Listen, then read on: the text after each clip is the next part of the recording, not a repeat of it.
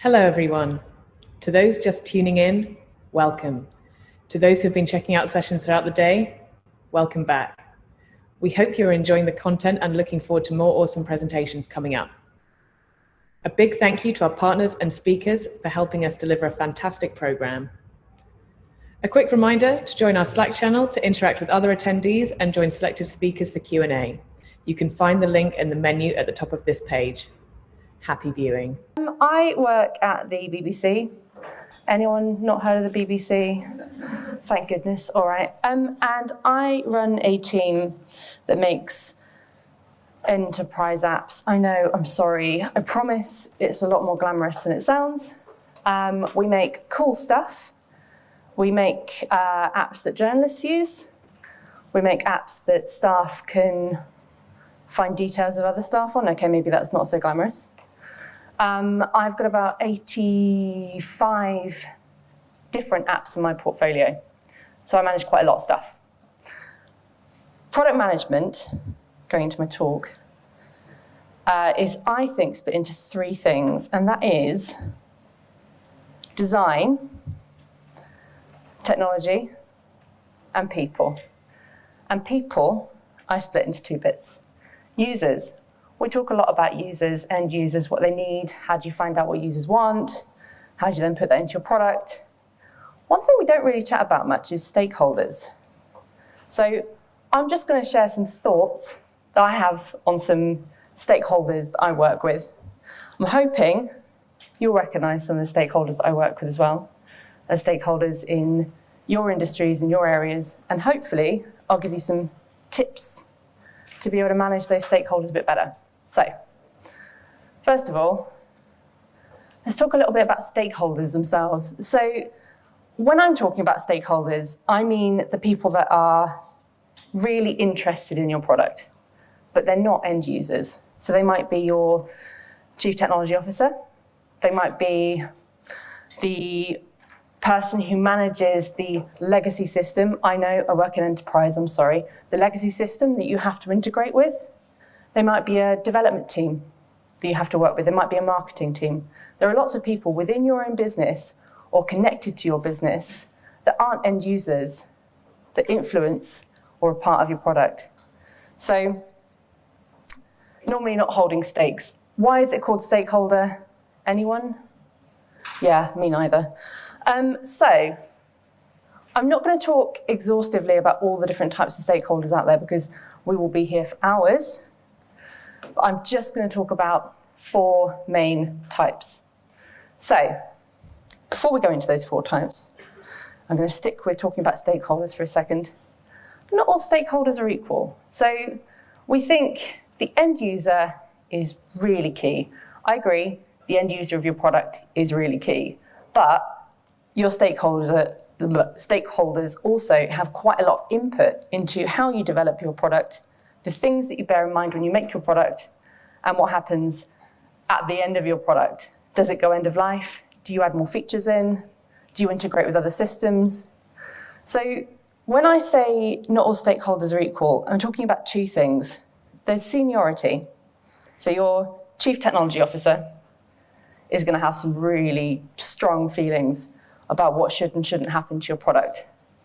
But also, the person that sits on the desk next to you that sees what you're doing is also going to have some views on your product. They're not the same kind of stakeholder. One of them has what I call hard power, which is basically you can't say no to them. And the other is soft power. They can gently influence, oh, don't know if that looks that good, or why don't you just shift that to the left, or if you thought about a completely different color scheme, I saw this app once that did. I mean, we all have those colleagues, right? So, they're not all equal in terms of your seniority. There's also a real bugbear of mine is when people say marketing people are ... and then reel out a load of stereotypes. Or developers are ... and reel out a load of stereotypes. Because I have a team, the majority of who are developers, and I can tell you, they are all completely different from each other. There's no typical developer. So when we start to segment our stakeholders and say, developers just need really concise bits of information that allow them to then create the product, that's not very helpful, because one of your developer stakeholders might be really loud and shouty and bully everyone else. And so their views will be more important, potentially, than the other people in the team. And you might have to influence them differently from how you would somebody who is less vocal.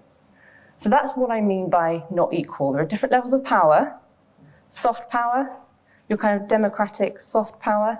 Hard power, absolutely you have to do it. And there's stereotyping, which I think is useful in some scenarios, but a little bit dangerous. There's also, people like to say, this person is this, or this person is that. There are two things that they do. They do black and white thinking, which is where you have to put things in one category or another. They can't be both. Or they have groupthink, where everyone else thinks something, so they have to think it too. So, controversially, I'm going to ask a question. Put your hand up if you think that Donald Trump is an excellent president. Some of you might think he is, but you're not going to put your hand up. The reason you're not going to put your hand up is because you don't want anyone else in the room to notice that you think that. That is groupthink, and that happens all the time. So be a little bit careful about assuming things about someone and saying that they are this or they are that, because people do some really weird things in different situations, and they are not the same person in every single situation. If they have a home life, do you imagine that they're being a dick at home? Maybe, but probably not all the time, in the same way that sometimes I'm a bit of a dick, and sometimes I'm not. That doesn't mean that I'm fundamentally good or bad, it just means I'm human. All of your stakeholders, they're all human. So there'll be some things that they do that's bad behavior, but you've got to think about, why is that happening? What kind of pressures are they under to make some really weird decisions? Like this guy. He just wanted to make a Death Star, and everyone else kept criticizing him. Maybe he had pressures from other people around him that put him into the position where he felt that he had to. I'm not going to talk about why you should have a better relationship with your stakeholders, because I imagine every single one of you already knows this. If you have a great relationship with people, it's easier to get things done. If you can influence people, it makes your job much easier. High quality products, obviously, if you're not just wasting time talking round and round, it makes it a lot easier to make changes. Obviously, you spend less time on it, so you've got cost savings, you get an easier life, you get a better night's sleep. Right, so you're probably wondering, what are those 4 types you keep talking about? So let's get into it. I was going to do a field guide in the kind of David Attenborough style, and I thought maybe that wasn't quite appropriate, so we're just going to have to do it as me, I'm afraid. First stakeholder, big name on campus. I've given them more titles, just because I could. So this is the person who comes into a meeting, they're energetic, they probably have a cult following, they probably have a group of people that absolutely adore them. They are really, really well liked in the business. Really well liked. They swan into the meeting, full of ideas, and they're saying, I've got this great idea, and it's going to solve all of these problems. Everything's going to be solved. My idea is going to be the thing. And the people around them, let's go back to groupthink, will all go, yeah, you know what? They've got this really good idea. Let's do it. We have to do it. We have to get this thing done. Dangerous stakeholder, because you have to manage them really carefully. Otherwise, they start making some really strange decisions about your product. Next one. Dictator. So, I'm sure you all know a dictator. This will be the person that says, no, we're doing it this way. And you can present all the data in the world to say, actually, the users at the end of the day want to do this thing. And they'll just completely ignore it because whatever they say goes. Hard power. They've got their own agenda. And they're just going to come into the meeting and going to say, your product's great, but it doesn't do this thing. So you have to do it all over again. Teflon Tonys. Anyone know the phrase Teflon Tony? It comes from Tony Blair. I'm not going to make this political, don't worry. This nickname came from the fact that nothing could stick to him. These are the people who don't want to do any work. There might be some things going on for them. Maybe they're scared to do the work, but yeah, they actively avoid doing anything because they don't want it to fail. And if it fails, they want it to be somebody else's problem. These are, again, slightly dangerous stakeholders because they'll do whatever they can to change history. They'll say, well, I didn't agree to it. That wasn't my thing. That was your thing. Didn't we agree in that meeting that you were going to do the thing? And they will never give you what you need on time. Anyone recognize this person? I'm seeing some nods. Fearful controllers. So we might call them control freaks. These are the people that are distant for a while, and then suddenly they'll rush in and say, that feature that you're working on, that thing you're doing, where is it? It's not doing the thing I need. Why isn't it doing the thing I need? They'll set a separate meeting up, even though 6 months prior, you agreed exactly what the feature was going to do. You invited them to the meeting. They just didn't listen. They didn't even come to the meeting. And 6 months later, they decided to undo all of that work. So I'm going to go into each of these a little bit separately. I'm not going to focus too long on them, but just give you a little idea of how you recognize them. If you do want to take pictures, feel free, that's what they're there for. Big name on campus, they love meetings, they love talking, they love coming in with an idea. They'll say things like, you know what, they all want this thing, they want it to be green. The end users have told me, all of them have told me, it needs to be green. They probably haven't. You cannot believe everything they say. I'm going to go on to the next slide, which is all about tips for them. You'll see the top one on the right is, don't believe everything they say. You've got to take what they say with a pinch of salt. They might represent some people. You can't always guarantee that they've actually spoken to them. In fact, they probably haven't. Also, don't ignore them. Remember, they're really popular. You don't piss off the popular kid. You've got to get them on side. So how do you do that? You didn't ask that question, but great question. You flatter them. When they come to the meetings, you ask them about something they're an expert in. People love it when you treat them like experts. You let them talk. You give them the space.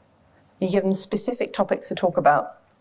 And you have separate catch-ups with actual end users separate from them, so you can verify what they're saying. You should also catch up with them, though, because if you don't, they might then circle back round and give you some more features that the end users haven't asked for. Dictator. This person doesn't really come to all your meetings, but the one meeting they do come to, everyone else is panicking because they're at the meeting. Everyone's scared. They will just agree to anything they say in the room. Hard power, right? What can you do with hard power? They want specific things. So I suppose the thing about the dictator is, actually isn't that they want to undo all of your work. Again, go back to not good or bad. The problem with the dictator is they can't quite express these 1 to 2 things that are really important to them. They've got a separate agenda. They've got other conversations going on. There are maybe 2 things that impact your product, impact the feature you're building, that they actually care about. So you kind of need to try and unpick a little bit with a dictator about what's going on for them.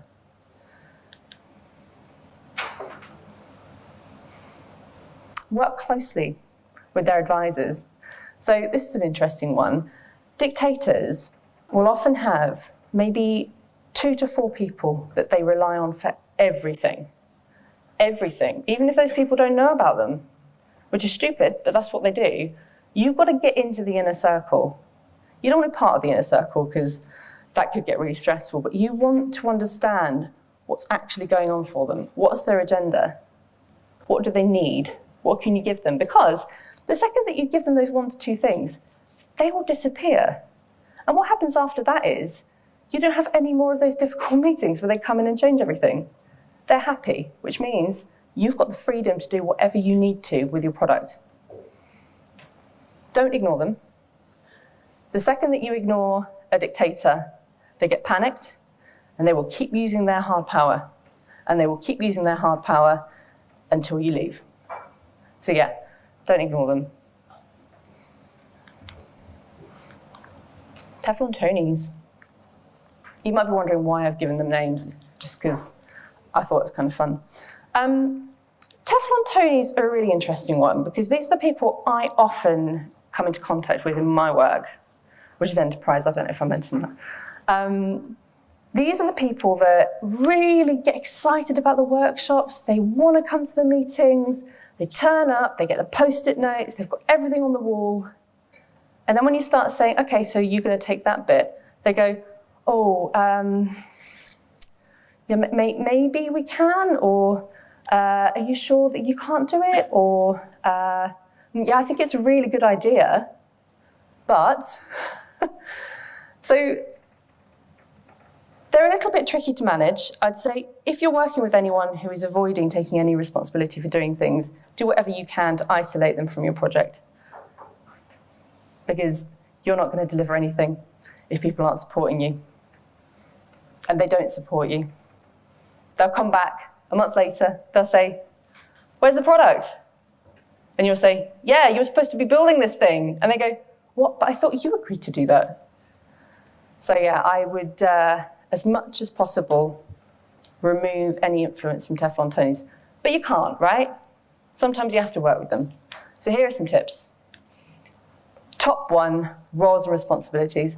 We talk about this a lot in stakeholder management, is doing what we call RACI matrices, where you put responsibility, accountability, whether you consult them, whether you inform them. If you don't know what a RACI matrix is, look it up. They are really, really important for our Teflon Tonys.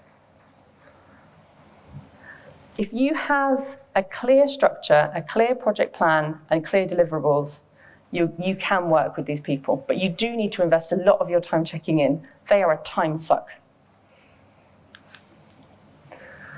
Last but not least, fearful controllers. These are our controlling, slightly neurotic, panicky people. They love meetings, but they never turn up. They've always got something else on. They might say things like, yeah, do you know what, it's a really great idea, but here are a list of 1,000,000 reasons why we can't do that, and why we have to do the thing that I want to do. They throw spanners in your projects all the time. You can't get stuff delivered. What can you do with a fearful controller? Well, the thing about fearful controllers is, don't do roles and responsibilities for these people. Don't define those, because they're not going to listen. They don't care. They just want to have control because it makes them feel good about the thing that you're building. If they have control over that feature, then they're happy. You need to create a safe space with them. What I mean by that is a space where they can trust you. And this takes a lot of time and a lot of energy, but it is worth it because it means that they will listen to you. Paraphrase things back to them. Make sure that you're actually engaging them with a conversation, but away from meetings. The thing I do is I accidentally bump into people. I'm a remote worker. So sometimes I'm in the office when I have catch-ups with my team. And there are people that I have on my list. And these are the people that I will walk around the office in circles until I bump into them, just so I can have a really casual conversation about something that's going on with them. So then you build a bit of rapport. It doesn't have to be about the actual product itself, because the second that they trust you, they'll actually rely on you in those meetings to be able to deliver back to them accurate information, and they won't question what you're doing.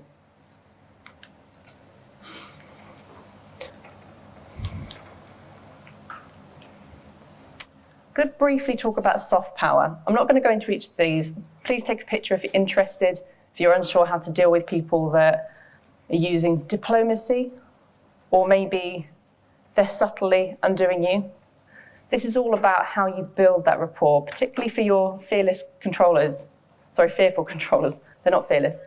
And this is also how you can deal with your big names on campus. These are great techniques for them. The ultimate goal is You want them to think the same thing as you. You want to take them from being us to like being together. So I would say, this is going back to that kind of groupthink mentality. Think of how you can approach a situation where you can bring them into the room so they are forced almost to agree with everyone else. So you talk to other people separately to agree things before the meeting. Then they come to the meeting and they have to agree because no one else will back them up or everyone else seems to have a consensus already. I've also got another few techniques you can use. Body language, be open, smile. It's actually kind of interesting just how much being nice will take you forward. I mean, it doesn't cost anything to be kind to people. And it doesn't cost anything to be kind and generous to people when they're being dicks to you. It's really hard, but it's actually strange how much that transforms your relationship with someone if you are forgiving of their behavior. Allow time in meetings for people to just raise stuff. Don't rush through and ignore them. If people don't feel listened to, they won't engage with you. And there are a couple of other things you can do. The RACI matrix I mentioned. You can use stakeholder management maps. You can look at the kind of power axis, the interest axis. You want to focus on the people who are high power, high interest. Then you want to focus on the people who are low power, high interest. They're the people that will engage with your product. They'll help you. They'll help drive through change. And I'd say, watch the assumptions you're making. That's the thing about, are you collectively agreeing something as a group? Have you isolated someone because you think they're bad? Are they bad at their job? Are they actually bad at their job? Maybe they're in the wrong job. Maybe their boss is actually giving them advice that isn't helping them. Maybe they're stressed. Maybe they don't care. Maybe they're psychopathic. You never know. But be forgiving and be understanding of people, and that will take you far. Right, so summary, stakeholders, people, treat them like people. Don't just split them down into groups and assume things about them. Assumptions are really bad. We've got our 4 common stakeholder types. You've got some tips on how to tackle them. Tailor your approach. Again, talking about developers and teams, different people are different. So figure out whether they prefer face-to-face meetings. What type of person are they? Big personality? Yeah, they're not going to want the kind of direct, concise updates. They're not going to be constantly flooded. Think about how you're contacting people. And go back to my earlier slide, just don't build a Death Star. And that's me over. Thank you. Fantastic. Thank you, Kaz. We have time for just a couple of questions. So I think this one I share, actually. Great. I think I heard you say 85 products? Pardon? You have many products in your portfolio. portfolio. I've got 85 at the moment. Why? Okay, so this first question is, how do you define products at BBC? It's a good question. So we have different areas in the BBC. I'll try and keep concise on this one. We've got some of our external-facing products, and that's what we call things like iPlayer or BBC Sounds. There's also a platform that sits underneath all of those things, allows people to deliver updates. So how do you get an image from a journalist in the field? How do you get that? It's what we call ingesting. How do you ingest that content into a system and then pull it out and then show it on BBC News at 10? And how do you do that workflow within 5 minutes? All those separate areas, the platform bit, the connection between the platform and a mobile app or whatever they're using to capture the footage, and then between the actual system and then the output on television, there are about maybe 8 or 9 teams doing that. So separated into product teams. So BBC Sounds is a team primarily working on the front end, but they don't interact with the platform. Does that make sense? Yeah, so the platform's separate from the actual sort of product that sits on top of it, but it's all interconnected. Yep. What are the positives that these stakeholder personalities have? I mean, yeah, I know I was going to say something, but obviously because there's quite a lot of content there, I just wanted to get through it about things that might be good about these people. As I say, people aren't good or bad. These aren't like good or bad people. It's just behaviours that can really derail your product. And those are the things that you just want to look out for. So, I mean, your dictator might actually be an awesome night out. it doesn't mean that you can't have a really decent conversation with them. This is specifically talking about behaviours that happen in an environment where people feel invested in your product. Just going to follow on that idea of someone derailing it. Is there an example or a case you can share where you've had to say no to a stakeholder? There have been lots of times where I said no to stakeholders. Lots and lots of times. One of the more recent ones was actually they were talking about showing. Yeah, I'm going to tell you about this one. They're thinking about showing different diversity data in one of our systems, which is great. I think be more transparent about the data that we've got internally and show that so we know how far we also have to go. I'm a big fan of making sure that we are able to share some of the statistics that we've got, particularly around diversity and inclusion data. They wanted to use the phrase white majority, and I didn't think that was appropriate. A similar situation happened where they wanted to say male and female rather than men and women. And they didn't mean much to the senior people who were just making those decisions. They just liked the words. And I said, well, have you considered that male and female is a little bit biological, and there are some people who might not fit those categories, who might then end up feeling a little bit insulted or upset. This is a system they use every day. Imagine how they feel going into those situations. That's the conversation I had with the trusted advisors that sit around the dictators that we have who are making those decisions. And they waft that information up. That's a really horrible phrase, isn't it? But yeah, they waft the information up. So it means that person then slightly changes it. Or we focus on saying, well, if you want to make this small text change, which to me is going to take me all of about 30 seconds, actually there's a big long process that we've got to follow, and we might not actually be able to do that for, 18 months. So is it really that important you want to wait for 18 months? And then they say, oh yeah, that's fine, we'll just leave it as it is then. So I would say, I'm being very honest here, I would say sometimes slightly misleading people can help you get the things that you need if you think it's the right thing for the product. Okay, we have time for one last question, and I think someone's having a spark of self-awareness, perhaps. If you recognize yourself in any of these different personas, any advice on how to maybe modify behavior? I would say, actually looking at some of those do's and don'ts of how people work with you, is be aware of how people interact with you. Are they behaving scared? Are the things that they're doing causing you to behave in a certain way? A lot of this is about emotional intelligence, to be honest. That's fundamentally what all of this is. What's going on for you that might cause those behaviours to happen? And then what response are you getting back? Because you might find that being a little bit open and saying, well, actually, I feel quite stressed about this, and that might make me do this, can really help win people over. And they might then change the way that they connect with you. I would say if you are in any doubt or you are in any way concerned that some of these things might derail or upset things in a project or product feature or any other thing that you're doing as part of your work, I would have a conversation with the other person, because they're also a stakeholder to you, right? If you're in a situation where that's happening, that seems to feel, the fact that you've asked that question, important to you. I would sit down with them and have a conversation about it, and then try and rebalance and start from there. Be vulnerable, actually. Be vulnerable, be open. Because the more vulnerable and open you are, the more vulnerable and open people will be back to you. And the more that you can sweep away all the assumptions, all the unconscious bias, and actually just have a decent conversation with someone. That is an excellent, excellent point to leave this off. Thank you so much, Kaz. Thank you.